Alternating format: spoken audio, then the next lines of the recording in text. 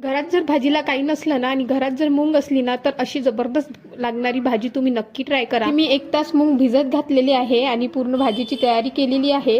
2 चम्मच तेल टाकायचं आहे, त्यानंतर मोहरी, जिरं आणि 2-3 मिरच्या आणि लसण छान तडतडू द्यायचं आहे। त्यामध्ये मी एक कापलेला कांदा टाकलेला आहे। कांदा छान परतून घ्यायचा आहे गोल्डन ब्राऊन होतपर्यंत। त्यानंतर अद्रक लसणाची पेस्ट टाकायची आहे, तेही छान परतून घ्यायचं आहे आणि मग टमाटर टाकायचे आहे। त्यानंतर आपले बेसिक मसाले तिखट, मीठ, हळद, मसाला, थोडीशी कोथिंबीर छान परतून घ्यायचं आहे तेल सुटतपर्यंत। त्यामध्ये पाणी टाकायचं आहे आणि झाकण लावून 2 मिनिट छान शिजून घ्यायचं आहे। नंतर जी मुंगाची डाळ होती भिजत घातलेली ते त्यामध्ये ऍड करायची आहे। थोडा वेळ तेलात छान परतून घ्यायची आहे, झाकण लावून 2 मिनिट शिजू द्यायची आहे। त्यानंतर गरम पाणी टाकायचं आहे त्यामध्ये। त्यानंतर ना 7-8 मिनिटं छान कमी गॅसवर त्याला शिजू द्यायचं आहे। नंतर गॅस बंद करायची आहे आणि लगेच वाढून घ्यायची आहे जेवायला। याला भाताबरोबर, भाकरी बरोबर किंवा पोळीबरोबर